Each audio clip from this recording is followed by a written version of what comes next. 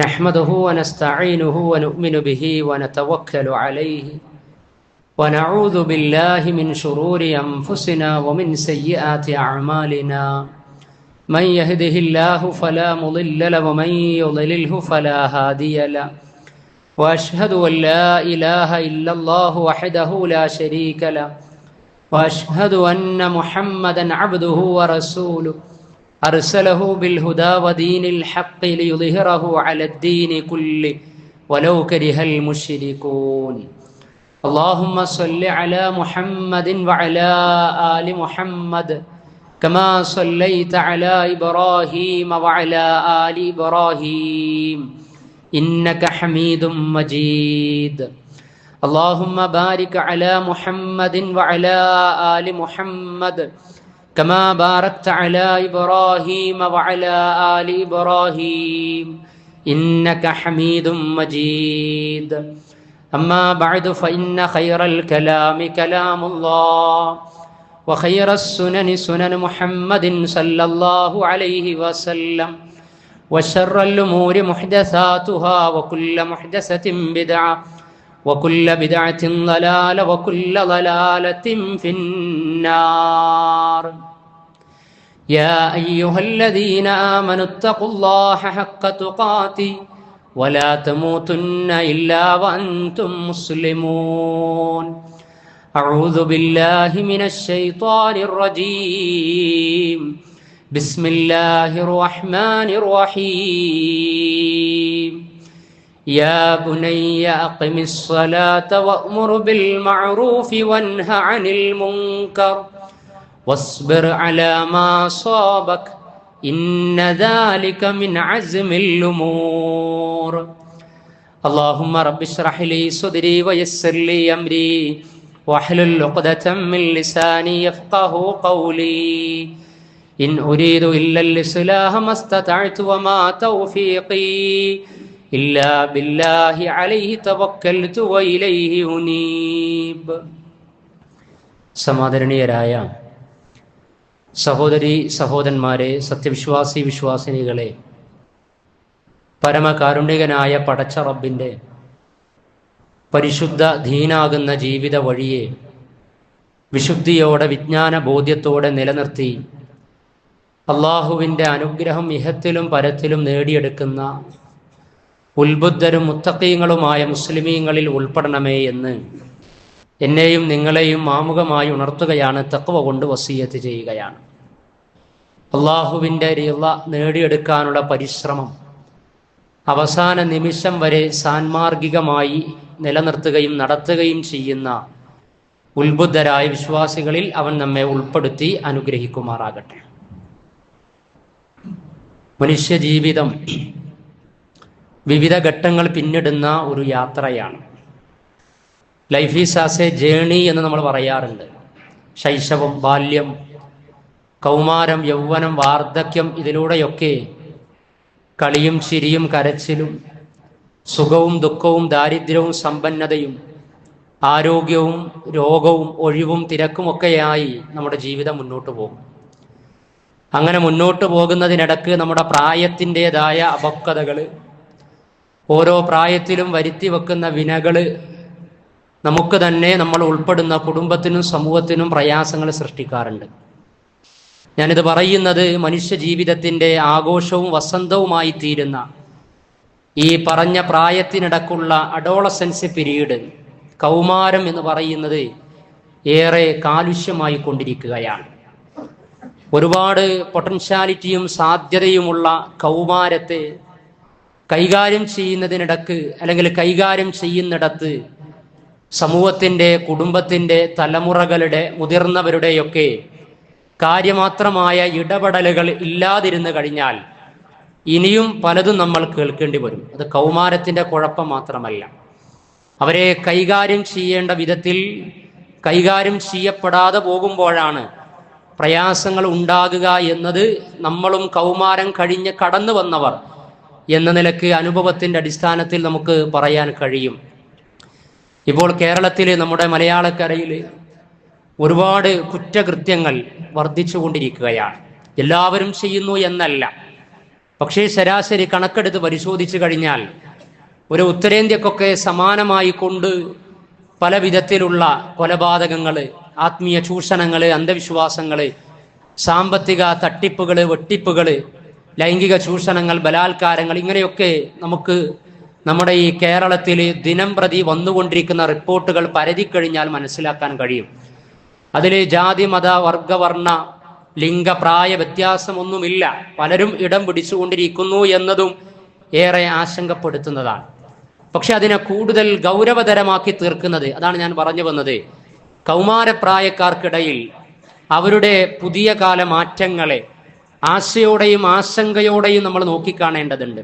ഇപ്പോൾ ജീവകാരുണ്യ പ്രവർത്തന മേഖലകളിൽ അതല്ലെങ്കിൽ സാമൂഹ്യ പ്രധാനമായ പല വിഷയങ്ങളിലും കൗമാരത്തിന്റെ എനർജിയെ ഫലപ്രദമായി ഉപയോഗപ്പെടുത്തി വിജയിപ്പിക്കുന്ന രംഗങ്ങളുണ്ട്, അതില്ലാതില്ല. പക്ഷേ എങ്കിലും അസ്വസ്ഥപ്പെടുത്തുന്ന ആശങ്കാജനകമായ റിപ്പോർട്ടുകൾ ഇതിനിടക്ക് വന്നത് നിങ്ങളുടെ ശ്രദ്ധയിലുണ്ടാകും. ഇപ്പോൾ കോട്ടയം ജില്ലയിലെ പാലയിൽ 9ാം ക്ലാസ് വിദ്യാർത്ഥിയെ നഗ്നനാക്കി മറ്റുള്ള കുട്ടികൾ റീൽസ് എടുത്ത് സോഷ്യൽ മീഡിയയിൽ പോസ്റ്റ് ചെയ്തു. അതേപോലെ താമരശ്ശേരിയിൽ +1 പഠിക്കുന്ന ഒരു വിദ്യാർത്ഥിയാണ് സ്വന്തം ഉമ്മയെ കൊന്നുകളഞ്ഞത്. ലഹരിയുമായി കണക്റ്റഡ് ആയിട്ടുള്ള വിഷയത്തിലാണത്. കൊല്ലുക മാത്രമല്ല ചെയ്തത്, ജന്മം നൽകിയ ഉമ്മക്ക് ഞാൻ നൽകുന്ന ശിക്ഷയാണ് എന്ന് പോലും അവൻ പറഞ്ഞു വെച്ചു. അവന്റെ ബോധ മനസ്സല്ല.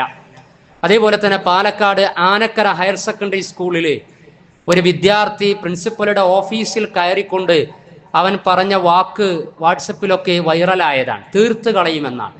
വധഭീഷണിയാണ് മൊബൈൽ പിടിച്ചു വെച്ചതിന്റെ പേരിൽ അവൻ നടത്തിയത്. അതുപോലെ 8ാം ക്ലാസ്സുകാരൻ 9ാം ക്ലാസ്സുകാരിയുടെ കുഞ്ഞിന്റെ പിതാവായി മാറി. ഇടുക്കി ജില്ലയിൽ നിന്നുള്ളതാണ്. 8ാം ക്ലാസ്സുകാരന്റെ കുഞ്ഞിന് 9ാം ക്ലാസ്സുകാരി പ്രസവിക്കുക എന്ന് പറഞ്ഞാൽ പറയാൻ പോലും സാധിക്കും. ഇപ്പൊ നമ്മൾ ഇന്നും ഇന്നലെയും ഒക്കെയായി വായിച്ചു കൊണ്ടിരിക്കുന്ന വാർത്തയിൽ തൃപ്പൂണിത്തറയിലെ ഒരു സ്കൂളിൽ ഒരു വിദ്യാർത്ഥി, മെഹറിൻ എന്നാണ് പറയുന്നത്, ആ വിദ്യാർത്ഥി 26 നില താമസിക്കുന്ന ഫ്ലാറ്റിൽ നിന്ന് 26ാമത്തെ നിലയിൽ നിന്ന് താഴേക്ക് ചാടി ആത്മഹത്യ ചെയ്തതിന്റെ പിന്നിൽ അവൻ ഏറെ മാനഹാനിക്ക് വിധേയനായി അഭിമാനക്ഷതം ഏൽപ്പിച്ച വിധത്തിൽ ശാരീരികവും മാനസികവുമായ പീഡനങ്ങളുടെ അറുതി എന്നോണം ആത്മഹത്യയിൽ ചെന്ന് പതിച്ചു എന്നാണ്. അഥവാ അവന്റെ കൂട്ടുകാര്, അതല്ലെങ്കിൽ സഹപാഠികൾ, ഒപ്പം പഠിക്കുന്നവര്, അതല്ലെങ്കിൽ സീനിയർ സ്റ്റുഡൻസ് എന്നൊക്കെ പറയുന്നവർ റാഗിങ്ങിന് വിധേയമാക്കി എന്നാണ്. ആ റാഗിങ്ങിന്റെ ഒക്കെ കോലമുണ്ട്. ക്ലോസറ്റിലേക്ക് തല താഴ്ത്തി വെച്ച് ഫ്ലഷ് അടിച്ചു എന്ന് പറഞ്ഞു. അങ്ങനെ അപ്പൊ 26 നില താഴെ, പിന്നെ മുകളിൽ നിന്ന് താഴേക്ക് ചാടി ആത്മഹത്യ ചെയ്യുക. ഈ ജനുവരി 15, കഴിഞ്ഞ മാസം ജനുവരി 15 വന്ന റിപ്പോർട്ടിൽ +1 പഠിക്കുന്ന ഒരു പെൺകുട്ടി, മുസ്ലിം കുടുംബത്തില, പേര് പറയുന്നില്ല, ആ പെൺകുട്ടി കോഴിക്കോട് ജില്ലയിലാണ്. വൈകി വന്നപ്പോൾ വീട്ടുകാർ ചോദിച്ചതാണ് എന്താണ് മകളെ വൈകിയത് എന്ന്. ആ ചോദിച്ചതിന്റെ പേരിൽ മനംതൊന്ത് ആത്മഹത്യാശ്രമം നടത്തി പടുത്ത് മരണത്തിന് വിധേയമായി. ഞാനിത് പറയുന്നത് ഇങ്ങനെയുള്ള തിന്മകളുടെ, തെറ്റുകളുടെ, കുറ്റകൃത്യങ്ങളുടെ, കൗമാര ചാബല്യങ്ങളുടെ പോരായ്മകൾ പെരുപ്പിച്ചു കാണിക്കാൻ വേണ്ടിയല്ല. ഇനിയും എത്രയോ റിപ്പോർട്ടുകൾ നമ്മളുടെ കണ്ണുകളിലൂടെ, സോഷ്യൽ മീഡിയകളിലൂടെ ഇതിനകം കടന്നുപോയിട്ടുണ്ട്. അപ്പൊ എന്താണ്, എവിടെയാണ് പിഴക്കുന്നത്, സംഭവിക്കുന്നത് എന്നതിൽ കൃത്യമായിട്ടുള്ള ഒരു ധാരണ നമുക്കുണ്ടാകണം. അതാണ് ഞാൻ നേരത്തെ പറഞ്ഞത്. കൗമാരത്തെ കൈകാര്യം ചെയ്യുന്നിടത്ത് രക്ഷിതാക്കൾക്ക് പിഴച്ചു പോകുന്നുണ്ടോ? ഗുരുനാഥന്മാർക്ക്, അധ്യാപകർക്ക് പാളിപ്പോകുന്നുണ്ടോ? ഒരു സമൂഹത്തിലെ മുതിർന്ന തലമുറ, അതേപോലെ തന്നെ ഗവൺമെന്റ് ഏജൻസികൾ, നിയമപാലകര്, മതസംഘടനകള്, മഹല്ല് സംവിധാനങ്ങൾ, ആരാണ് ഒരു തലമുറകൾക്ക് ദിശാബോധം കൊടുക്കേണ്ടത് എന്ന് ചോദിച്ചു കഴിഞ്ഞാൽ ആ ഗൈഡ് ലൈൻ കൊടുക്കേണ്ടിടത്ത് അത് അതിൻ്റെതായ സമയത്ത് കിട്ടാത്തതിന്റെ പേരിൽ പിഴച്ചു പോകുന്ന, തെന്നിപ്പോകുന്ന, വ്യതിചലിച്ചു പോകുന്ന ഒരുപാട് കൂട്ടങ്ങളെ, കുട്ടിക്കൂട്ടങ്ങളെ, കൗമാരപ്രായക്കാരെ, അങ്ങനെ തിരിച്ചു വരാൻ ശ്രമിക്കുന്നവരെയൊക്കെ നമുക്ക് അനുഭവത്തിന്റെ അടിസ്ഥാനത്തിൽ തന്നെ മനസ്സിലാക്കാൻ കഴിയും.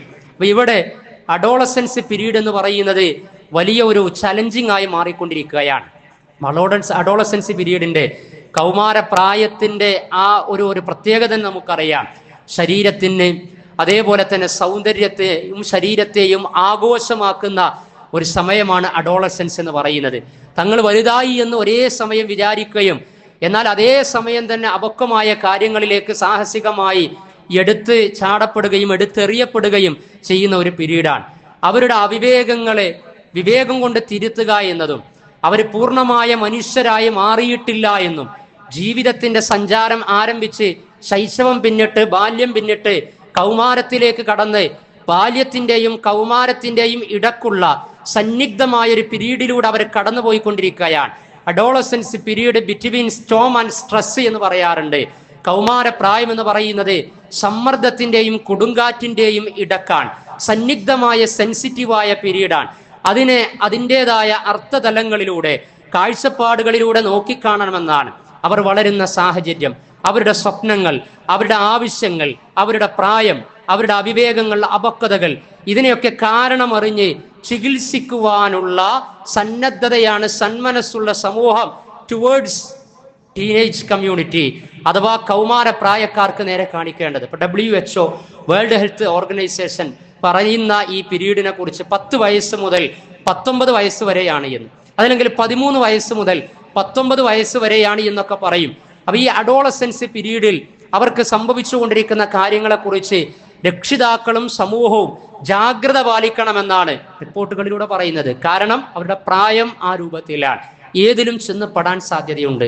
എന്നാൽ നന്മയിലും കൂട്ടുകൂടി അവർക്ക് അത്ഭുതങ്ങൾ സൃഷ്ടിക്കാനും സാധിക്കും. പക്ഷേ പ്രായത്തിന്റെ ചാബല്യങ്ങൾ കൊണ്ട് അവർക്ക് അജണ്ടകളും ആക്ടിവിറ്റികളും നൽകുന്നത് ചില ട്രൂപ്പുകളും ഗ്യാങ്ങുകളും ഇരുട്ടിന്റെ ശക്തികളുമാണ് എങ്കിൽ അവർ ചെന്ന് പതിക്കുന്നത് തിരിച്ചു കയറാൻ പറ്റാത്ത വിധത്തിലുള്ള വലിയ ഗർത്തങ്ങളിലേക്കായിരിക്കും. ആ ഗർത്തങ്ങളിൽ അടിപ്പെടുന്നതിന്റെ ഭാഗമായിട്ടാണ് നേരത്തെ വായിച്ച റിപ്പോർട്ടുകളൊക്കെ നമ്മൾ സോഷ്യൽ മീഡിയകളിലൂടെ പത്രമാധ്യമങ്ങളിലൂടെ വായിക്കേണ്ടി വരുന്നത്. അതുവഴി ടീനേജ് ഉൾപ്പെടുന്ന കുടുംബങ്ങൾ കണ്ണീര് കുടിച്ചുകൊണ്ടിരിക്കുന്നത്, പല മാതാപിതാക്കളും പറഞ്ഞുകൊണ്ടിരിക്കുന്നത്, പുതിയ കാല സർവേ കണക്കുകൾ അനുസരിച്ച് ദാമ്പത്യ ജീവിതത്തിലേക്ക് പ്രവേശിച്ച് 5, 10, 15 വർഷം പിന്നിട്ട് ഒരു കുഞ്ഞെന്ന സൗഭാഗ്യമില്ലാത്ത ദമ്പതികൾ അനുഭവിക്കുന്നതിനേക്കാൾ ടെൻഷനും പ്രാരാബ്ദവും പ്രയാസങ്ങളും സ്ട്രെസ്സും അനുഭവിച്ചുകൊണ്ടിരിക്കുന്നത് മക്കളുള്ള മാതാപിതാക്കളാണ് എന്നാണ്. ഇങ്ങനെ ഒരു മകൾ, അങ്ങനെ ഒരു മകൻ ഉണ്ടായതിന്റെ പേരിൽ അനുഭവിക്കുന്ന പ്രയാസങ്ങൾ എത്രയാണ് എന്ന് പങ്കുവെക്കുന്ന കുടുംബ ബന്ധുക്കളില്ലേ, അയൽവാസികളില്ലേ, MDMA-യിൽ, LSD സ്റ്റാമ്പുകളിൽ, ഹാഷിഷുകളിൽ, പ്രണയങ്ങളിൽ, പോർണോഗ്രാഫികളിൽ അകപ്പെട്ടുകൊണ്ട് ജീവിതത്തിൽ നിന്ന് തെന്നുമാറി അവരെയും കൊണ്ട് ഡി അഡിക്ഷൻ സെന്ററുകളിലേക്ക് യാത്ര തിരിക്കേണ്ടി വരുന്ന രക്ഷിതാക്കളുടെ, മാതാപിതാക്കളുടെ ഗതികേടിനെ കുറിച്ച് നിങ്ങൾ ആലോചിച്ച് നോക്കൂ. അവ ലഹരി കീഴ്പ്പെടുത്താൻ സാധ്യതയുള്ള പ്രായം. പ്രണയം, mobile, game, Facebook, reels, Instagram, അതുപോലെ തന്നെ കാറ്, ബൈക്ക്, കറങ്ങി നടക്കൽ, ഇങ്ങനെ ആ ഒരു പ്രായം നമ്മുടെ മനസ്സിൽ ചിത്രീകരിക്കപ്പെടണം. എന്നിട്ടാണ് അതുമായി ബന്ധപ്പെട്ട വിഷയങ്ങളെ എങ്ങനെ ട്രീറ്റ് ചെയ്യണമെന്നതിൽ സാക്ഷ്യം നേടണം. എങ്ങനെ ബിസിനസ് നടത്താമെന്ന് നമ്മൾ പഠിച്ചുകൊണ്ടിരിക്കുകയാണ്. എങ്ങനെ തന്റെ സംരംഭത്തെ വിജയിപ്പിക്കാമെന്നതിന് മണിക്കൂറുകളും യാത്രകളും സമയങ്ങളും ഒക്കെ നമ്മൾ ചെലവഴിച്ചുകൊണ്ടിരിക്കുകയാണ്. 10 വയസ്സ് പിന്നിടുന്ന 8-ാം വയസ്സിലേക്ക് പ്രവേശിക്കുന്ന UP സ്കൂളിലും ഹൈസ്കൂളിലും ഹയർ സെക്കൻഡറിയിലും പഠിച്ചുകൊണ്ടിരിക്കുന്ന എൻ്റെ മകളെ, എൻ്റെ മകനെ സമൂഹത്തിനും കുടുംബത്തിനും മഹല്ലിനും ഒക്കെ എങ്ങനെ ഒരു നല്ല മകനും മകളുമാക്കി, എങ്ങനെ നാളെയുടെ നല്ലൊരു പൗരനാക്കി, എങ്ങനെ ഒരു റിസോഴ്സ് പേഴ്സണാലിറ്റി ആക്കി, എങ്ങനെ നല്ലൊരു വ്യക്തിത്വമാക്കി തീർക്കാം എന്നതിൽ പല പാരൻസും അശക്തരും അറിവില്ലാത്തവരും അവിവേകികളുമാകുന്നു എന്ന് പറയുന്നതിൽ ഏറെ സങ്കടമുണ്ട്. അമേരിക്കയിൽ 8-1 കുട്ടികൾ ഈ പ്രായത്തിൽ അവർ കൗൺസിലിംഗിന് വിധേയാകുക. ഡി അഡിക്ഷൻ സെന്ററിലേക്ക് 8 കുട്ടികളുണ്ടെങ്കിൽ അതിൽ ഒരു കുട്ടി ഡി അഡിക്ഷൻ സെന്ററിലാണ്. അതല്ലെങ്കിൽ ഈ വിഷയത്തിൽ മനോരോഗവുമായി ബന്ധപ്പെട്ട കാര്യം. അതുകൊണ്ടാണ് ഈ അടുത്ത് നമ്മൾ ഈ കുട്ടികളെ വ്യതിചലനത്തിലേക്ക് വിധേയമാക്കുന്ന ഒരുപാട് ഘടകങ്ങളുണ്ട്. ആ ഘടകങ്ങളിൽ ഒന്ന് സോഷ്യൽ മീഡിയകളാണ്. ഓസ്ട്രേലിയൻ സർക്കാർ 16 വയസ്സ് വരെ കുട്ടികൾക്ക് സോഷ്യൽ മീഡിയ ബാൻ ചെയ്തിരിക്കുകയാണ്, നിരോധിച്ചിരിക്കുകയാണ്. എന്നിട്ട് ഏതെങ്കിലും സോഷ്യൽ മീഡിയ കമ്പനി അവരുടെ ആ ബാൻ ചെയ്ത നിയമത്തെ ലംഘിക്കുകയാണ് എങ്കിൽ 49.5 ദശലക്ഷം ഓസ്ട്രേലിയൻ ഡോളർ, ഇന്ത്യൻ രൂപയിൽ പറഞ്ഞാൽ 270 കോടി രൂപ ഫൈൻ ചുമത്തുമെന്നാണ് പറഞ്ഞത്. 16 വയസ്സ് വരെയുള്ള കുഞ്ഞുങ്ങൾക്ക്, കുട്ടികൾക്ക്, ടീനേജ് പ്രായത്തിലുള്ള കുട്ടികൾക്ക് സോഷ്യൽ മീഡിയ പെർമിഷൻ ഇല്ലാതെ ഓപ്പൺ ചെയ്ത് കൊടുത്താൽ 270 കോടി പിഴ ചുമത്തുമെന്ന് പറഞ്ഞാൽ അതിന്റെ ഗൗരവം ആ സർക്കാർ തിരിച്ചറിഞ്ഞതുകൊണ്ടാണ്. ഫ്രാൻസിലും അതേപോലെ തന്നെ ചില US, അമേരിക്കയുടെ ചില സ്റ്റേറ്റുകളിലുമൊക്കെ സോഷ്യൽ മീഡിയ ഉപയോഗിക്കാൻ കുട്ടികൾക്ക് അവസരം കൊടുക്കുന്നത് with the permission of parents എന്നാണ്. രക്ഷിതാക്കളുടെ സമ്മതമില്ല എങ്കിൽ, രക്ഷിതാക്കളുടെ അനുവാദമില്ല എങ്കിൽ സോഷ്യൽ മീഡിയ കമ്പനികളും ആപ്ലിക്കേഷന്റെ പിന്നിൽ പ്രവർത്തിക്കുന്ന ആളുകളും അത് ഓപ്പൺ ചെയ്തു കൊടുക്കാനുള്ള അവസരം ഉണ്ടാക്കാൻ പാടില്ല എന്നത് നിയമമാക്കിയിരിക്കുകയാണ്. അതിന്റെ കാരണം കുട്ടികൾ കണ്ടുകൊണ്ടിരിക്കുന്ന ഈ കാഴ്ച, നമ്മുടെ മക്കൾ കണ്ടുകൊണ്ടിരിക്കുന്ന TV, അവരുടെ ടാബുകൾ, റീൽസുകൾ, അതിലെ കാഴ്ചകൾ അവരുടെ conscious and sub conscious mind, ബോധ ഉപബോധ മനസ്സിനെ സ്വാധീനിക്കപ്പെട്ടിരിക്കുന്നു എന്നാണ്. ഇപ്പൊ ഒരു കുട്ടി പ്രതിവർഷം കണക്കനുസരിച്ച് ടാബിലൂടെ, TV-യിലൂടെ, കാഴ്ചകളിലൂടെ കടന്നു പോകുന്ന സമയത്ത് 18,000 കൊലപാതകങ്ങൾ ഒരു വർഷം അവൻ കണ്ടു തീർക്കുന്നു, അല്ലെങ്കിൽ കാണാൻ ഇടവരുന്നു എന്നാണ്. 20,000-ഓളം റേപ്പ് സീനുകൾ, ബലാത്കാര സീനുകൾ അവൻ കാണുന്നു എന്നാണ് പറയുന്നത്. അപ്പൊ അത് കണ്ടു കഴിഞ്ഞാൽ അത് സ്വാധീനിക്കുന്നത് പിന്നെ എങ്ങനെയാണ്? പല കേസുകളിൽ ഇപ്പോ 13 വയസ്സുള്ള ഒരുത്തനാണ്, 5ാം ക്ലാസ്സിലോ 4ാം ക്ലാസ്സിലോ 7ാം ക്ലാസ്സിലോ പഠിക്കുന്ന ഒരുത്തനാണ് 4.5 വയസ്സുള്ള ഒരു കുഞ്ഞിനെ പീഡിപ്പിക്കാൻ ശ്രമം നടത്തിയത് എന്ന് 10ാം ക്ലാസ്സുകാരൻ അവന്റെ സഹപാഠിയെ കൊന്നുകളഞ്ഞ റിപ്പോർട്ടുണ്ടായി.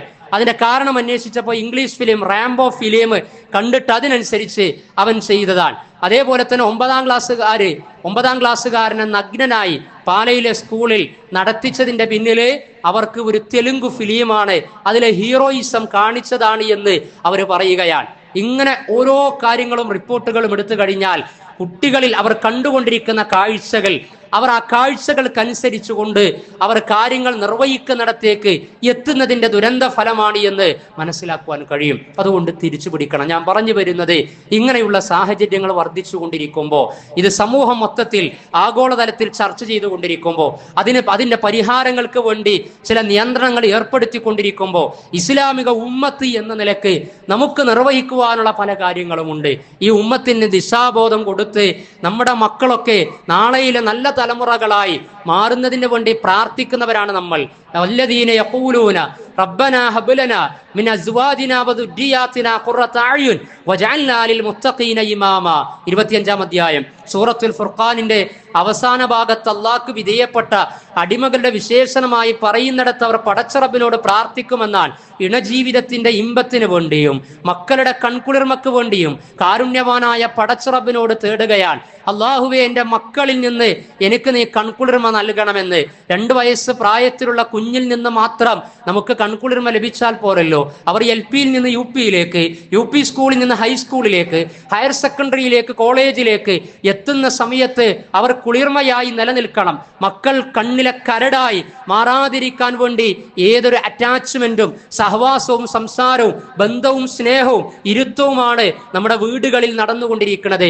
മേൽ പരാമർശിച്ച കാര്യങ്ങൾ നമ്മുടെ കുടുംബങ്ങളിലേക്ക്, നമ്മുടെ മക്കളിലേക്ക്, അവരുടെ കാഴ്ചകളിലേക്ക്, അവരുടെ ബോധ ഉപബോധ മനസ്സുകളിലേക്ക്, അവരുടെ ജീവിത യാത്രകളിൽ കടന്നു വരാതിരിക്കാൻ വേണ്ടി എന്ത് പ്രതിരോധമാണ് നമ്മൾ നടത്തിക്കൊണ്ടിരിക്കുന്നത് എന്ന് നമ്മൾ ചിന്തിക്കേണ്ടതുണ്ട്. പ്രവാചകൻ സല്ലല്ലാഹു അലൈഹി വസല്ലം പറഞ്ഞല്ലോ, അക്രിമു ഔലാദകും വഅഹ്സിനു അദബഹും. അക്രിമു ഔലാദകും, നിങ്ങൾ നിങ്ങളുടെ മക്കളെ റെസ്പെക്ട് ചെയ്യണമെന്നാ പറയുന്നത്. പ്രവാചകൻ പറയാ, പ്രോഫറ്റിക് സൈക്കോളജിയാണ്. 14 നൂറ്റാണ്ടുകൾക്കപ്പുറം എന്താണ് നിങ്ങളെ ഈ പ്രവാചകൻ 6ാം നൂറ്റാണ്ടിൽ പഠിപ്പിച്ചത് എന്ന് പറയുമ്പോൾ നമ്മൾ ആധുനിക കാലത്ത് പറയാറുണ്ട്, give respect and take respect എന്നാണ്. ബഹുമാനം കൊടുക്കുക, ആദരം കൊടുക്കുക, എന്നിട്ട് ആദരവും ബഹുമാനവും സ്വീകരിക്കുക എന്നാണ്. പ്രവാചകൻ പാരന്റിങ്ങിന്റെ വിഷയത്തിൽ മാതാപിതാക്കളാകുന്ന മുസ്ലിം പാരന്റ്സിനോട് അള്ളാഹുവിന്റെ പ്രവാചകൻ പറയുക, അക്രിമു ഔലാദക്കും, നിങ്ങൾ നിങ്ങളുടെ മക്കൾക്ക് റെസ്പെക്ട് കൊടുക്കണം, അവരുടെ അഭിമാനത്തിന് ക്ഷതം വരുത്തരുത്.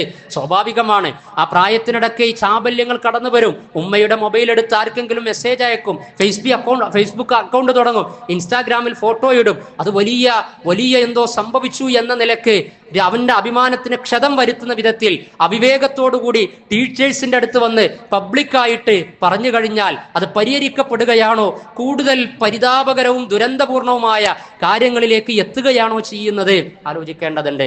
അവിടെ സ്നേഹത്തോടുകൂടി ഗുണകാംക്ഷയോടുകൂടി എന്താ സംഭവിക്കുന്നത് എന്ന് വിലയിരുത്താൻ സാധിക്കേണ്ടതുണ്ട്.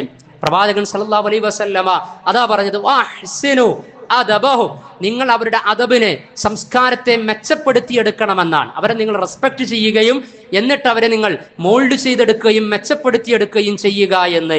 പ്രവാചകൻ സല്ലല്ലാഹു അലൈഹി വസല്ലമയുടെ രീതിശാസ്ത്രവും അങ്ങനെയായിരുന്നു. പേരക്കുട്ടികളിലേക്കും അതേപോലെ തന്നെ മകളിലേക്കുമൊക്കെ ഇറങ്ങിച്ചെന്നുകൊണ്ട് അവരുടെ കാര്യങ്ങൾ കേട്ട് പരിഹരിച്ച് പരിഗണിച്ചു പോകുന്ന എത്രയോ രംഗങ്ങൾ ചരിത്രത്തിൽ നിന്ന് നമുക്ക് കാണുവാൻ കഴിയും. അതുപോലെ തന്നെ പ്രവാചകൻ പറഞ്ഞു, മാ നഹല വാലിദുൻ വലദഹു അഫ്ളല മിൻ അദബിൻ ഹസൻ. മാ നഹല വാലിദുൻ വലദഹു, ഒരു പിതാവും തന്റെ മക്കൾക്ക് നൽകിയിട്ടില്ല ഏത് സമ്മാനമല്ലാതെ ഏറ്റവും മൂല്യവത്തായ സമ്മാനം, മിൻ അദബിൻ ഹസൻ, നല്ല സംസ്കാരം പഠിപ്പിക്കുക എന്ന സമ്മാനമല്ലാതെ കൊടുത്തിട്ടില്ല എന്നാ. നമ്മൾ മക്കൾക്ക് എന്തൊക്കെ സമ്മാനങ്ങൾ കൊടുത്തു, എന്തൊക്കെ ഓഫറുകൾ കൊടുത്തു, അവരുടെ സംസ്കാരത്തെക്കുറിച്ച്, അവരുടെ സ്വഭാവത്തെക്കുറിച്ച്, അവരുടെ പെരുമാറ്റവുമായി ബന്ധപ്പെടുത്തി അവർക്ക് അതുമായി ബന്ധപ്പെട്ട സംസ്കാരം പഠിപ്പിക്കുന്ന സമ്മാനം കൊടുക്കാൻ സാധിച്ച എത്ര രക്ഷിതാക്കളുണ്ട്.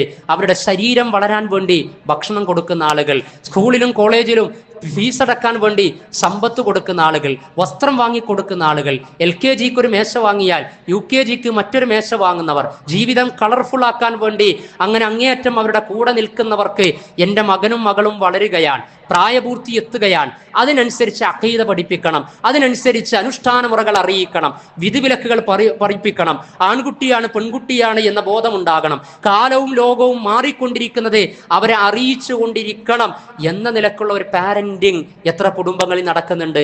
അബ്ദുൽ മലിക് ബിൻ മർവാനാണ് എന്ന് പറയപ്പെടുന്നു, ഉമർ റളിയല്ലാഹു അൻഹുവിൽ നിന്നാണ് എന്നും പറയപ്പെടുന്ന ഒരു അസറിൽ നിന്ന്, ഗുണപാഠമുള്ള ഒരു ചിന്തയിൽ നിന്ന് പഠിപ്പിക്കപ്പെട്ടത് ഇങ്ങനെയാണ്: കുട്ടികൾ 1 വയസ്സ് മുതൽ 7 വയസ്സ് വരെ അവരുമായി നിങ്ങൾ കുട്ടികളായി അവരുടെ കൂടെ കളിക്കൂട്ടുകാരായി തീരണം. അദ്ദിബുഹു സബ്അ, പിന്നെ 8 വയസ്സ് മുതൽ 14 വയസ്സ് വരെ അവർക്ക് നിങ്ങൾ അദബ് പഠിപ്പിച്ചു കൊടുക്കണം. പിന്നെ സാഹിബുഹു സബ്അ, 15 വയസ്സ് മുതൽ 21 വയസ്സ് വരെ ടീനേജിന്റെ ഏറ്റവും നിർണായകമായ സമയങ്ങളിൽ നിങ്ങൾ അവരുടെ ഫ്രണ്ട്സുകളായി മാറണം. കുട്ടികൾ പറയുന്ന ചങ്ക് ബ്രോസ് നമ്മുടെ വീടകങ്ങളിലും അവരുടെ ജീവിതത്തിലും അതിന്റെ ഫസ്റ്റ് എന്ന് പറയുന്നത് ഉമ്മയും ബാപ്പയും ആകണമെന്നാണ് പഠിപ്പിക്കപ്പെട്ടിട്ടുള്ളത്. അതാണ് പ്രവാചകൻ സല്ലല്ലാഹു അലൈഹി വസല്ലമയുടെ ഹദീസിലും അറിയിക്കപ്പെട്ടത്. പ്രവാചകൻ പറഞ്ഞല്ലോ, നിങ്ങൾ കുട്ടികൾക്ക് മുറു ഔലാദക്കും, നിങ്ങൾ കുട്ടികൾക്ക് കൽപ്പന കൊടുക്കണം, നിർദ്ദേശം കൊടുക്കണം, ബിസ്സലാത്തി, നമസ്കാരത്തെ കുറിച്ച്, വഹും അബ്നാഉ സബ്ഇ സിനീൻ, അവർക്ക് 7 വയസ്സ് ആകുമ്പോൾ നിങ്ങൾ നമസ്കാരത്തെ കുറിച്ച് അവരെ ഓർമ്മപ്പെടുത്തണം. വളിരിബൂഹും അലൈഹാ, ആ വിഷയത്തിൽ നിങ്ങൾ അവരെ അടിക്കണം എന്ന് പറയാൻ, പിടിച്ചടിക്കണം എന്നതല്ല അതിന്റെ വിവക്ഷ എന്ന് പറയുന്നത്. മറ്റൊരു ഹദീസിൽ പ്രവാചകൻ ജീവിതത്തിൽ ഒരാളെപ്പോലും അടിച്ചിട്ടില്ല എന്നാണ്. 10 വർഷത്തോളം പ്രവാചകന് സേവനം ചെയ്ത അനസ് റളിയല്ലാഹു അൻഹു പറയാ, പ്രവാചകൻ എന്നോട് ചേ എന്ന ഒരു വാക്ക് പോലും പറഞ്ഞിട്ടില്ല. എന്താ അനസ് നീ അങ്ങനെ ചെയ്തത്, എന്താ ഇങ്ങനെ ചെയ്യാത്തത് എന്ന് പ്രവാചകൻ പറഞ്ഞിട്ടില്ല എന്ന് പറഞ്ഞ കാരുണ്യത്തിന്റെ തിരുദൂതർ, കുട്ടികളുടെ ഗുരുനാഥനാകുന്ന പ്രവാചകൻ കുട്ടികളെ അടിക്കാൻ പറഞ്ഞത് ആ വിഷയത്തിന്റെ ഗൗരവം തിരിച്ചറിയാൻ വേണ്ടിയാണ്. അതുകൊണ്ട് 7 വയസ്സിൽ തുടങ്ങി 10 വയസ്സായിട്ടും നമസ്കാരത്തിന്റെ ഗൗരവത്തിലേക്ക് കടക്കാനും അത് നിർവഹിക്കാനും അവർക്ക് സാധിക്കുന്നില്ലെങ്കിൽ തീർച്ചയായിട്ടും ഉപദേശങ്ങളുടെ കനം വർദ്ധിപ്പിക്കണമെന്നാണ്. നമ്മൾ 7-ാം വയസ്സിൽ തുടങ്ങിയോ, 7 വയസ്സെത്തി 7 കടന്നു കഴിഞ്ഞാൽ ആ കുട്ടിയുടെ കൈപിടിച്ച് സുബഹി നമസ്കാരത്തിന് വേണ്ടി പള്ളിയിലേക്ക് പോകുന്ന രക്ഷിതാക്കളുടെ മക്കൾ വഴിതെറ്റിപ്പോകോ? മകളെ ആ പ്രായത്തിൽ എത്തിക്കഴിഞ്ഞാൽ വിളിച്ച് എഴുന്നേൽപ്പിച്ച് ഉമ്മാന്റെ പിന്നിൽ മൗമുമായിട്ട് അങ്ങനെ വീട്ടിലും ഒരു ജമാഅത്ത് നടക്കുന്ന സീനുള്ള ഒരു വീടിനെ ലഹരിക്കോ പ്രണയത്തിനോ അധാർമികതകൾക്കോ യുക്തിവാദികൾക്കോ പിന്നെ കവർന്നെടുക്കാൻ സാധിക്കുമോ? സാധ്യമല്ല. പക്ഷെ നമ്മൾ തുടങ്ങിയിട്ടില്ല. എന്നാൽ മക്കൾ ചിലത് തുടങ്ങിയിട്ടുണ്ട്, അതിൽ അവസാനം ജീവിതം ഒടുങ്ങുന്നതാണ്. എന്നിട്ട് പ്രവാചകൻ പറയാണ്, വഹും അബ്നാഉ ഫഫരിഖൂ ബൈനഹും, അവരെ നിങ്ങൾ വേർപെടുത്തണം, കുട്ടികളെ നിങ്ങൾ വേർപെടുത്തണം. 10 വയസ്സ് എത്തിക്കഴിഞ്ഞാൽ ടീനേജ് പ്രായത്തിന്റെ സ്റ്റാർട്ടിംഗ് പോയിന്റിൽ അവരുടെ കിടപ്പറകളെ നിങ്ങൾ വേർപെടുത്തണമെന്നാണ്. ഫിൽ മലാജിഇ, ഉറക്ക സ്ഥലങ്ങളിൽ ധാർമ്മിക ലൈംഗിക സദാചാര വിശുദ്ധി, വീടകങ്ങളിൽ നിന്ന് സ്വന്തം രക്തത്തിൽ പിറന്ന മകനെയും മകളെയും രക്തബന്ധത്തിലെ ബ്ലഡ് റിലേഷൻസ് ആകുന്ന സിസ്റ്റർ ബ്രദറെ മാറ്റിക്കിടത്തിക്കൊണ്ട് ലൈംഗിക സദാചാരത്തിന്റെ മനോഹരമായ നിയമം വിധിവിലക്ക് പഠിപ്പിക്കപ്പെട്ട ഈ ഉമ്മത്തിലെ കുട്ടികൾ അന്യായമായ ലൈംഗിക അധപ്പതനത്തിലേക്ക് പോകൂല. 8 വയസ്സുകാരി 9 വയസ്സുകാരി 8 വയസ്സുകാരിൽ നിന്ന് ഗർഭം സ്വീകരിക്കുന്ന അവസ്ഥ ഉണ്ടാവുകയില്ല. ഇതൊക്കെ അള്ളാന്റെ റസൂല് കൃത്യമായി പഠിപ്പിച്ചു തന്നിട്ടുണ്ട്. പക്ഷേ ഇത് നമ്മുടെ കുടുംബങ്ങളിൽ പ്രാക്ടിക്കലൈസ് ചെയ്യാതെ വെറും ഖുതുബകളിലും ക്ലാസ്സുകളിലും കുടുംബ സംഗമങ്ങളിലും കേൾക്കാനുള്ള ഒരു തിയറി റിലീജനാക്കി പരിമിതപ്പെടുത്തുമ്പോൾ, ഉപദേശങ്ങൾ കേൾക്കുക, സ്വീകരിക്കുക, പറയുക എന്നിടത്ത് മാത്രം നിൽക്കുമ്പോൾ ആമുഖത്തിൽ സൂചിപ്പിച്ചതിൽ ഇസ്ലാമിക ഉമ്മത്തിൽ നിന്ന് ഇനിയും കുട്ടികളെ ലഭിക്കാൻ തുടങ്ങും. അതിന് പ്രതിരോധം സൃഷ്ടിക്കേണ്ട ബാധ്യത രക്ഷിതാക്കൾക്കുണ്ട്, മഹല്ലുകൾക്കുണ്ട്, ഉത്തരവാദിത്തമുള്ളവർക്കുണ്ട്.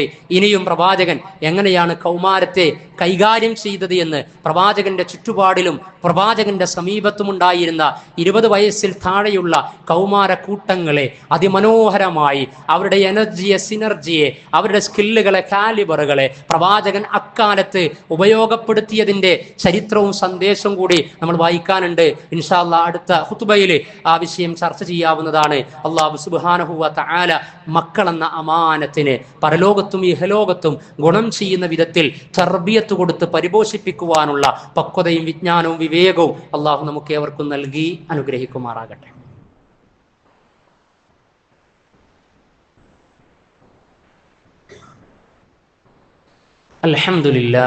അൽഹംദുലില്ലാഹി അൽദീ ഹദാനാ ഇലൽ ഇസ്ലാം വഹുവ അൽദീ അൻഅമനാ വഅസ്അദനാ ബിഹാദിഹിൽ ഹിദായത്തിൻ നഈമത്തിൽ ഖാലിദ വസ്സലാത്തു വസ്സലാമു അലാ റസൂലിഹിൽ കരീം വഅലൽ ഖാഇൽ ഇന്നമാ ബുഇസ്തു ലിഉതമ്മിമ മകാരിമൽ അഖ്ലാഖ്. സ്നേഹം നിറഞ്ഞ സഹോദരി സഹോദരന്മാരെ, സത്യവിശ്വാസി വിശ്വാസിനികളെ, പടച്ച റബ്ബിന്റെ വിധിവിലക്കുകൾ ജീവിതത്തിൻ്റെ എല്ലാ സമയ സന്ദർഭങ്ങളിലും പാലിച്ച് സമാധാനത്തോടെ, സന്മാർഗ സ്ഥിരതയോടെ, സൽക്കർമ്മ നിരതയോടെ ജീവിതത്തെ മുന്നോട്ട് നീക്കുന്ന ഉത്ബുദ്ധരിൽ ഉൾപ്പെടുക. അള്ളാഹു നമ്മെ അനുഗ്രഹിക്കുമാറാകട്ടെ. പുതിയ കാല ടീനേജ് പാരന്റിങ്ങിൽ വിശുദ്ധ ഖുർആനിനെ മുൻനിർത്തിക്കൊണ്ട് ഇടപെടലുകൾ നടത്താൻ ആഗ്രഹിക്കുന്നുവെങ്കിൽ മുസ്ലിം കുടുംബങ്ങളിൽ അഥവാ നമ്മുടെ വീടുകളിൽ അർത്ഥസഹിതം ആലോചനക്ക് വിധേയമാക്കേണ്ട 2 സൂറത്തുകളാണ്. ഒന്ന് വിശുദ്ധ ഖുർആനിലെ സൂറത്തുൻ നൂർ 24-ാം അധ്യായം, മറ്റൊന്ന് 31-ാം അധ്യായം സൂറത്തുൽ ലുഖ്മാൻ. ഈ 2 അധ്യായങ്ങളും സൂറത്തുൻ നൂറിൽ പെൺകുട്ടികളുമായി ബന്ധപ്പെട്ട, സ്ത്രീകളുമായി ബന്ധപ്പെട്ട വിഷയങ്ങൾ, വിശദാംശങ്ങൾ. സൂറത്തുൽ ലുഖ്മാനിൽ ആൺകുട്ടികൾക്കും പെൺകുട്ടികൾക്കുമുള്ള ലുഖ്മാൻ എന്ന് പറയുന്ന വിജ്ഞാനിയുടെ, തത്വജ്ഞാനിയുടെ സാരോപദേശങ്ങളുണ്ട്. അപ്പൊ ഈ സമയം വരെ ഇത്രയും കാലം ഇസ്ലാമിക് ഫാമിലി ലൈഫും അനുഷ്ഠാന മുറകളും ഖുർആനിക ബന്ധവും എന്നൊക്കെ പറഞ്ഞ് ജീവിച്ചു തീർത്തെങ്കിലും ഈ 2 അധ്യായങ്ങളിൽ അർത്ഥബോധനം ലഭിക്കുന്ന വിധത്തിൽ പാരായണം ചെയ്ത് ചർച്ച ചെയ്ത് നമ്മുടെയും മക്കളുടെയും നല്ല മനസ്സുകളിലേക്ക് പങ്കുവെക്കാൻ സാധിച്ചിട്ടില്ല എങ്കിൽ അതിനുള്ള എളിയ ശ്രമം നടത്തേണ്ടതുണ്ട്. കാലം കാലുഷ്യമായി കൊണ്ടിരിക്കുകയാണ്. നമ്മുടെ മക്കളുടെ സന്മാർഗത്തെ, സദാചാരത്തെ, ചാരിത്രത്തെ, ധർമ്മത്തെ, ധാർമ്മികതയെ, വിശ്വാസത്തെ കവർന്നെടുക്കപ്പെടുന്ന കൂട്ടങ്ങൾ വർദ്ധിച്ചുകൊണ്ടിരിക്കുകയാണ്. അവിടെ നമ്മുടെ മക്കൾക്ക് സ്റ്റേണായി നിലകൊള്ളാൻ സാധിക്കണം. അതിൽ സൂറത്തുൻ നൂറിൽ പറഞ്ഞത് മാതാപിതാക്കളുടെ റൂമിലേക്ക് കടക്കാൻ പറഞ്ഞ സമയങ്ങൾ, 3 സമയങ്ങളിൽ കടക്കാൻ പറഞ്ഞെടുത്ത് പെർമിഷൻ ചോദിക്കാൻ പറഞ്ഞത്, അത്രമേൽ സദാചാര ബോധനം നൽകപ്പെട്ട ഉമ്മത്ത്, കുട്ടികൾക്ക് കൊടുക്കപ്പെട്ട നിർദ്ദേശങ്ങൾ. അതേപോലെ തന്നെ സൂറത്തുൽ ലുഖ്മാനിൽ ലുഖ്മാൻ അലൈഹിസ്സലാത്തു വസ്സലാം, ലുഖ്മാൻ എന്ന വിജ്ഞാനി തൻ്റെ മകൻക്ക് കൊടുക്കുന്ന ഉപദേശം ഞാൻ ആമുഖമായി ഓതിവച്ച ആയത്തിൽ വിശ്വാസം പഠിപ്പിക്കുന്നു, അനുഷ്ഠാനം അറിയിക്കുന്നു. അവ രണ്ടിൻ്റെയും ഉപോൽപ്പന്നമായി ഉണ്ടാകേണ്ട സ്വഭാവ സംസ്കാര സവിശേഷതകൾ അറിയിക്കുന്നു. ആ പറയുന്ന കൺവേ ചെയ്യുന്ന മെസ്സേജ് പോലും എത്രമേൽ ഹൃദ്യമാണ്, എത്രമേൽ ചാമിങ് ആണ്, വണ്ടർഫുൾ ആണ്.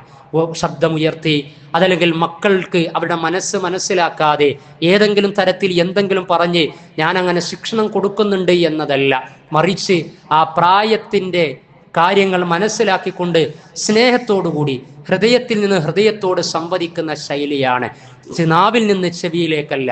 യാ ബുനയ്യ വഇദ് ഖാല ലുഖ്മാനു ലിബ്നിഹി, ലുഖ്മാൻ അലൈഹിസ്സലാത്തു വസ്സലാം തൻ്റെ മകന് കൊടുത്ത ഉപദേശം, വഹുവ യഅ്ലുഹു, സതുപദേശം നൽകുകയാണ്. യാ ബുനയ്യ, അല്ലയോ പൊന്നു മകനെ എന്നാണ് ഇങ്ങനെ പറയേണ്ടത്. നമ്മൾ പറയുന്നത് എങ്ങനെയാ? ഇതൊന്നും നന്നാവൂലടാ, മനസ്സിലായില്ലേ? ഇങ്ങനെ പറയുന്നത് ഈ നന്നാവൂല എന്നാണ്. അപ്പൊ മകനും ആ കോലത്തിൽ തന്നെയാണ്. അല്ലെ, വീട്ടിലേക്ക് വന്നു കഴിഞ്ഞാല് ഭാര്യയോട് പറയാം, എൻ്റെ മോനോട് പറഞ്ഞാളാണ്, മനസ്സിലായില്ലേ? ഇയാളെ മോനും മോളും ആണെന്നുള്ള ഓർമ്മയില്ല, ഓളോട് ഇനി പറഞ്ഞാളാ, അല്ലെങ്കിൽ ഓനോട് പറഞ്ഞാളാ. ഈ കോലത്തിലാണ് എങ്കിൽ അധികം ഈ വീട്ടിൽ നിൽക്കാൻ കഴിയില്ല എന്ന്. അതേപോലെ തന്നെ പിന്നെ മോൻ പിന്നാലെ വരികയാണ്, നിങ്ങളെ മറ്റാളോട് പറഞ്ഞാളി, ആര്? പാപ്പാനോട് പറഞ്ഞാളി, ഉമ്മാനോട് പറയാ. ഇതിനിടക്ക് കടന്ന് ഉമ്മ സമ്മർദ്ദത്തിലാകാൻ. എന്നാ ഖുർആന്റെ ശൈലി, യാ ബുനയ്യ, അല്ലയോ പൊന്നു മകനെ, ലാ തുശ്രിക് ബില്ലാഹ്, അള്ളാഹുവിൽ പങ്കു ചേർക്കരുത് എന്ന അഖീദ പഠിപ്പിച്ചു കൊടുക്കുകയാണ്. അതുപോലെ തന്നെ പിന്നെ യാ ബുനയ്യ, അല്ലയോ പൊന്നു മകനെ, ഇന്നഹാ ഇൻ തകു മിസ്ഖാല ഹബ്ബത്തിൻ മിൻ ഖർദലിൻ, ഒരു അണു അളവ്, ഒരു കടുക് മണി, ഫതകുൻ ഫീ സഖറ, നീ പാറയുടെ ഉള്ളിൽ ഒളിപ്പിച്ചു വെച്ചാലും, ഔ ഫിസ് സമാവാതി ഔ ഫിൽ അർള്, ആകാശങ്ങളിലോ ഭൂമിയിലോ ആകട്ടെ, യഅതി ബിഹല്ലാഹ്, അള്ളാഹ് അത് കൊണ്ടുവരും കേട്ടോ. കടുക് മണിയേക്കാളും ചെറുതായ MDMA-യിൽ സൂചി കുത്തി അകത്താക്കുന്ന കുട്ടികൾ വർദ്ധിച്ചു കൊണ്ടിരിക്കുകയാണ്. ഒരു ഗ്രാമിന് 5000, 6000, 8000 രൂപയാണ് MDMA എന്ന് പറയുന്നത്. അത് പിടിക്കപ്പെടുമ്പോൾ 2 കിലോ MDMA-യുമായി പിടിച്ചു എന്നല്ല കേസിൽ കാണാറുള്ളത്. 10 ഗ്രാമുമായി ഷെരീഫ് പിടിയിലെന്നാണ്. പേര് ഷെരീഫാണ്, അർത്ഥം മാന്യനാണ്. അബൂബക്കർ 25 ഗ്രാമുമായി പിടിയിലെന്നാണ്. ഞാൻ നമ്മുടെ കമ്മ്യൂണിറ്റിയെ മാത്രം ചർച്ചക്കെടുക്കുകയല്ല, എന്നാൽ ഇത് നമുക്ക് മനസ്സിലാക്കാനാണ്. പത്രമെടുത്ത് പരിശോധിച്ചു കഴിഞ്ഞാൽ പ്രാദേശിക കോളത്തിലും സ്റ്റേറ്റ് ലെവലിലുമൊക്കെ വരുന്നതിൽ ഇടം പിടിച്ചുകൊണ്ടിരിക്കുന്നുണ്ട്. അപ്പോൾ നമ്മൾ ബോധനം കൊടുക്കുക. എത്ര ചെറുതാണെങ്കിലും അള്ളാനെ കാണാതെ മാതാപിതാക്കളെ വഞ്ചിക്കുക, എന്നെ പറ്റിക്കുക, നാട്ടുകാരെ പറ്റിക്കുക. പക്ഷേ നിനക്ക് ഈ ജീവിതം നൽകിയ പടച്ച റബ്ബിനെ പറ്റിക്കാൻ കഴിയില്ല. ഇതൊക്കെ പുറത്തു കൊണ്ടുവരപ്പെടുന്ന ഒരു കാലവും സമയവും ഉണ്ട് എന്ന ഉത്ബോധനം കൊടുത്തു കഴിഞ്ഞാൽ ഏതെങ്കിലും സമയത്ത് ഉള്ളടക്കമുള്ള രൂപത്തിൽ അത് ഏറ്റെടുത്തു കഴിഞ്ഞാലോ. അതാണ് ലുക്മാൻ അലൈഹി സ്വലാത്തു വസ്സലാം നിർവഹിച്ചത്. അഖീദ അറിയിക്കാൻ, യാ ബുനയ്യ, പിന്നെ നമസ്കാരം പഠിപ്പിക്കുക. അഖ്മിസ് സ്വലാ, നമസ്കാരം നിലനിർത്തണം. നമസ്കാരം നിലനിർത്തി കഴിഞ്ഞാൽ പിന്നെ അതൊരു സ്റ്റാർട്ടിംഗ് ആണ്. നമസ്കാരത്തിന്റെ കൂടെ വഅ്മുർ ബിൽ മഅറൂഫ്, സദാചാരം കൽപ്പിക്കണം. കുട്ടികളോട് നന്മ പറഞ്ഞു കൊടുക്കണം കേട്ടോ. വൻഹ അനിൽ മുൻകർ, തിന്മയിൽ ചെന്ന് പതിക്കരുട്ടോ. വലിക്കുന്നതും വെക്കുന്നതും ചവർക്കുന്നതും കുടിക്കുന്നതും കൊടുക്കുന്നതും ഒക്കെയായിട്ട് പലതുമുണ്ട്. ബുദ്ധിയെയും സമൂഹത്തെയും ആത്മീയതയും അക്കാഡമിക്കിനെയും ഒക്കെ നശിപ്പിക്കുന്ന അതിലൊന്നും ചെന്നുപോയി പെടരുതിട്ടോ. പെട്ട ആളുകളുടെ അവസ്ഥ കണ്ടില്ലേ എന്ന് പറഞ്ഞു കൊടുക്കണം. എന്നിട്ട് അതിനെതിരായിരിക്കണം ഞാനും നീയും നിലക്കൊള്ളേണ്ടത് എന്ന് മക്കളുടെ കൈപിടിച്ചുകൊണ്ട് അത്തരം തിന്മകൾക്കെതിരെ ശബ്ദിക്കുന്ന സദസ്സുകളിൽ പങ്കെടുത്തുകൊണ്ട് നമ്മൾ പറയാതെ തന്നെ ആ ചടങ്ങുകളിലൂടെ മക്കൾക്ക് മനസ്സിലാക്കാൻ കഴിയണം. ഇതിനെതിരെ പ്രതിരോധം സൃഷ്ടിക്കുന്ന കുടുംബത്തിലെ അംഗമാണ്, മകനാണ്, മകളാണ് ഞാനെന്ന ബോധം. വസ്ബിർ അലാ മാ അസാബക്, നിനക്ക് സംഭവിച്ചതിൽ നീ ക്ഷമ അവലംബിക്കുക എന്ന് പറയാ, തവക്കുൽ ഉണ്ടാകുക എന്ന് പറയാ. റിസൾട്ട് തെന്നി മാറിക്കഴിഞ്ഞാൽ ആത്മഹത്യയിൽ അഭയം പ്രാപിക്കേണ്ട ആവശ്യമില്ല. പടച്ച റബ്ബിന്റെ ഖലാ ഖദറാൻ, തിരിച്ചു വരവുണ്ട്. ഇന്ന ദാലിക മിൻ അസ്മിൽ ഉമൂർ, ഈ പറയുന്നതൊക്കെ ഒഴിച്ചുകൂടാൻ പറ്റാത്ത കാര്യങ്ങളാകുന്നു എന്ന് പറഞ്ഞുകൊണ്ട് പഠിപ്പിക്കപ്പെടുകയാണ്. ഇനിയും സൂറത്തുൽ ലുഖ്മാനിൽ ഒരുപാട് സാരോപദേശം ഖുർആനിനെ കുറിച്ച്, ആകാശഭൂമികൾ ദൃഷ്ടാന്തമെന്ന് പറഞ്ഞ് പിന്നെ വിശ്വാസം പഠിപ്പിച്ച് അനുഷ്ഠാന മുറകൾ, അതിനുശേഷം മുഖം കൂട്ടി നടക്കരുത് ജനങ്ങൾക്ക് നേരെ, മാന്യമായി വർത്തിക്കണം എന്ന് പറയാ. കുട്ടികളെ റൈസാകാൻ, ബൈക്ക് എടുത്തിട്ട് കാർ എടുത്തിട്ട് ചീറിപ്പായുകയാണ്. ഒരു മുസ്ലിം കുടുംബത്തിൽ നിന്ന് ഒരു അംഗം അങ്ങനെ ആകാൻ പാടുണ്ടോ? പാടില്ല. കാരണം അഹങ്കാരത്തോടുകൂടി ഭൂമിയിൽ നടക്കാൻ പാടില്ല. ഇബാദുർ റഹ്മാനില്ലദീന യംശൂന അലൽ അർളി ഹൗന, അള്ളാനെ തിരിച്ചറിഞ്ഞു കഴിഞ്ഞാൽ വിനയത്തോടുകൂടി നടക്കുന്നതിന്റെ ശബ്ദം പോലും മറ്റുള്ളവരറിയാതെ, ഭൂമിക്ക് കനമാകാതെ സൽക്കർമ്മങ്ങൾ കൊണ്ട് ജീവിതത്തെ സർഗാത്മകമാക്കി തീർക്കുന്ന കുടുംബ പശ്ചാത്തലം. സാരോപദേശങ്ങൾ, നിന്റെ ശബ്ദം നീ താഴ്ത്തണമെന്ന് പറയാ. ആരുടെ ശബ്ദമാണ് ഉയരുന്നത്?